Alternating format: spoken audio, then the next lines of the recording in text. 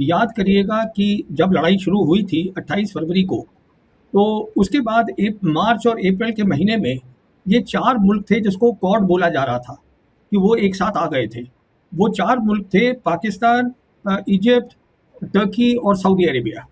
ये चारों एक साथ आ गए थे और उनका काम क्या हो रहा था, वो क्राइसिस मैनेजमेंट कर रहे थे। देख रहे थे कि जितने भी खाड़ी मुल्क हैं वो किस तरीके से शांत करे जा सके।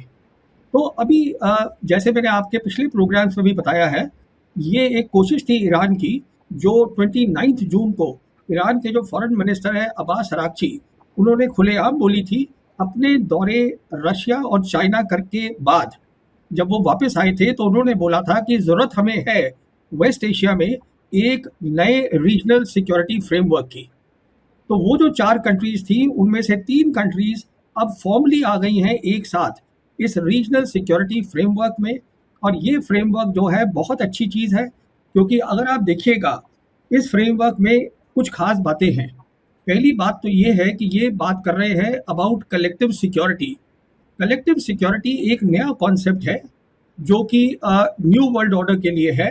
इसके अंदर क्या होता है कलेक्टिव सिक्योरिटी में कि जो आपके आपस के मसले हैं वो आप बातचीत से हल करिए, और साथ में ये भी देखिए कि आपकी सिक्योरिटी तो आप चाहते हैं पर दूसरी की सिक्योरिटी का नुकसान ना करें। मिसाल के तौर पे जो ये अभी लड़ाई चल रही है सऊदी अरेबिया और यमन, ये हूतीस के बीच में, पर इसका हम आगे और बात कर सकते हैं। तो ये कलेक्टिव सिक्योरिटी तो एक बात हो गई। तो इसका मतलब ये है कि जब अमरीकी फौजें वेस्ट एशिया से बाहर चली जाएंगी, ये उसकी तैयारी हो रही है और इसमें पाकिस्तान एक बहुत ही इंपॉर्टेंट रोल प्ले कर रहा है। और दूसरा इसमें इशू है कलेक्टिव डिटरेंस का। कलेक्टिव डिटरेंस का मतलब ये होता है कि आप एक साथ हैं, आपके जो दुश्मन हैं, अब इस केस में दुश्मन कौन है, इजराइल है। आपके दुश्मन को पता होना चाहिए कि अगर आप एक पे हमला करते हैं तो सब पे हमला है। इसका अमेरिका से कोई लेना देना बिल्कुल नहीं है। ये तो बल्कि वो अरेंजमेंट है जो ईरान के इनिशिएटिव से, पाकिस्तान की मदद से, चाइना और रशिया की बैकिंग से क्रिएट करा जा रहा है रीजन की शांति, स्टेबिलिटी और प्रॉस्पेरिटी के लिए। ये एक अलग चीज़ है और इसके अंदर जो है सारे के सारे जो मुस्लिम कंट्रीज़ हैं उनको इनवाइट करा जा रहा है कि आप शिया सुन्नी में तकसीम मत करिए अपने आप को, सब एक साथ इसमें काम करिएगा। तो ये तो बहुत मुख्तसर जो है ये इसके बारे में बात हो गई। देखिए पहली बात तो ये है, ये अलायंस नहीं है। अलायंस का मतलब होता है मिलिट्री अलायंस। समझने की कोशिश करिए, ये कलेक्टिव सिक्योरिटी है और ये मक्का में हुआ था, इसलिए इसका नाम दे दिया गया है मक्का जॉइंट डिफेंस अग्रीमेंट। अगली बात ये है, आपको इस बात का ध्यान रखना है कि ये जो है, मैं आपको अब डेट्स ही बता देता हूँ कि मैं इस नतीजे पे क्यों पहुँचा हूँ। पर वो डेट्स बताने से पहले जो आपके वेस्टर्न कमेंटेटर्स बोल रहे हैं उनको बताइएगा सबसे पहले जाके 7 अगस्त का जो पाकिस्तान का फॉरेन ऑफिस है उनका जो प्रेस नोट आया है उसको ध्यान से पढ़े और समझे।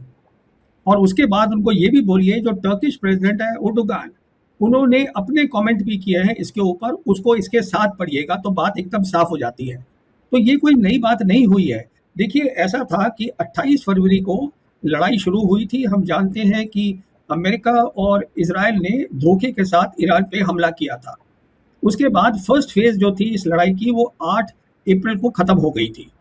उसके बाद आपको बताना चाहूँगा कि 27 अप्रैल को अब्बास अरागची जो है वो रशिया गए थे। वहाँ सेंट पीटर्सबर्ग में उनकी 1.5 घंटा मुलाकात हुई प्रेसिडेंट पुतिन से। उसके बाद वो वापस आए और 6 मई को फिर अब्बास अरागची गए थे चाइना। वहाँ उनकी मुलाकात हुई वांग ही के साथ। उसके बाद ये जब वापस आ गए तो 17 जून को याद करिएगा MOU साइन हुआ था। और जो ईरान है, ईरान ने उस MOU का नाम ही रख दिया था इस्लामाबाद MOU।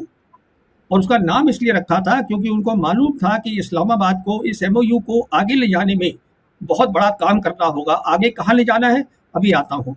उसके बाद देखिएगा 17 जून को ये MOU साइन हुआ है और 23 जून को ईरान के जो प्रेसिडेंट पेजिशकियन है वो स्टेट विजिट पे पाकिस्तान गए थे और पाकिस्तान में उनकी बहुत बातें हुई। और उसमें एक बात ये हुई होगी, रजामंदी लेनी पाकिस्तान की जो अरागची सोच लाए थे नए वर्ल्ड ऑर्डर की अपने चीन और रशिया के दौरे के बाद। जब वहाँ रजामंदी मिल गई उसके बाद 29 जून को अरागची ने पब्लिक अनाउंसमेंट करी है न्यू रीजनल सिक्योरिटी फ्रेमवर्क की, जिसमें अरागची ने 2 बातें बोली हैं कि इस फ्रेमवर्क के अंदर बाहर की जो मिलिट्री पावर्स हैं दे विल बी एक्सक्लूडेड, वो इसमें शामिल नहीं होंगी इस रीजनल फ्रेमवर्क में। और दूसरी बात ये बोली उन्होंने कि जो ये रीजनल नेशंस हैं वो आपस में मिलकर ये सिक्योरिटी फ्रेमवर्क बनाएंगे। अब मैं आपको ये बताना चाहता हूँ कि ये जो 4 मुल्क थे जो मैं बता रहा था, जो इनफॉर्मल क्राइसिस मैनेजमेंट कर रहे थे, जिसको क्वाड बोला जा रहा था, जिसको बोला जा रहा था ये क्वाड अलायंस है। देखिए, ये वेस्टर्नर्स की प्रॉब्लम है, वो हर चीज को अलायंस बोलते हैं। अलायंस का मतलब होता है कलेक्टिव डिफेंस, एब्सोल्यूट सिक्योरिटी। इसका मतलब ये होता है कि जो मेरी सिक्योरिटी है वो 100% होनी चाहिए, आपकी सिक्योरिटी की मुझे कोई परवाह नहीं है। अलायंस जो होती है वो लड़ाइयाँ लड़ते हैं, कलेक्टिव सिक्योरिटी में ये नहीं है। इसमें दोनों की सिक्योरिटी को ध्यान में रखना पड़ता है, तो मिडिल रास्ता निकालना पड़ता है, बातचीत से मसले हल करने पड़ते हैं। ये नई सोच है जो अरागची लेकर आए थे अपनी विजिट रशिया और चाइना के बाद, और इसके अंदर फिर हमने देखा है अब पाकिस्तान जो है वो एक बहुत बड़ा रोल प्ले कर रहा है। वो मैं इसलिए बोल रहा हूँ क्योंकि 13 जुलाई को फील्ड मार्शल आसिफ मुनीर ये टर्की गए थे, और टर्की में जाके इनकी वहाँ बातचीत हुई टर्की प्रेसिडेंट के साथ, सीनियर मिलिट्री कमांडर्स के साथ, और ये वहाँ से जब सबकी तीनों पार्टीज की रजामंदी हो गई उसके बाद ये अब इन्होंने साइन किया है। जहाँ तक इजिप्ट का ताल्लुक है, जो बातचीत हो रही है, टर्किश के फॉरेन मिनिस्टर बोल रहे हैं कि इजिप्ट भी इसको शामिल करेगा आने वाले वक्त में। मेरे हिसाब से वो थोड़ा मुश्किल रहेगा। इजिप्ट का इसलिए मुश्किल रहेगा क्योंकि ये एक फॉर्मल अग्रीमेंट है, और इजिप्ट ने कैंप डेविड अकॉर्ड जो साइन किए थे 1979 के साथ इजराइल के साथ, उसके तहत जो है कुछ क्लॉजेज हैं, तो इजिप्ट कोई भी ऐसी अरेंजमेंट में नहीं जा सकता जो इजराइल के खिलाफ हो। जी। अब कैसे, तो कहने का मतलब ये है, मुझे मालूम नहीं आपके क्या फॉरेन कमेंटेटर्स बोल रहे हैं, इसका कोई अमेरिका से लेना देना नहीं है। ये अमेरिका की बेसिस आप देख लीजिए वो खाली हो रही हैं, हम देख रहे हैं उनकी जो 19 बेसिस हैं वो खाली हो रही हैं। उनका जो रीजनल हेडक्वार्टर कतर में होता था वो उन्होंने पहले शिफ्ट किया जॉर्डन में, फिर जॉर्डन में भी मिसाइल्स अटैक हुए, ड्रोन अटैक हुए ईरान के, तो अब उसको इजराइल ले गए हैं। ये है post war, post US forces जब निकलेंगी ये तब जो है इसको अभी ये सॉलिड करेंगे और इसको मजबूत करेंगे और इसको आगे ले जाएंगे।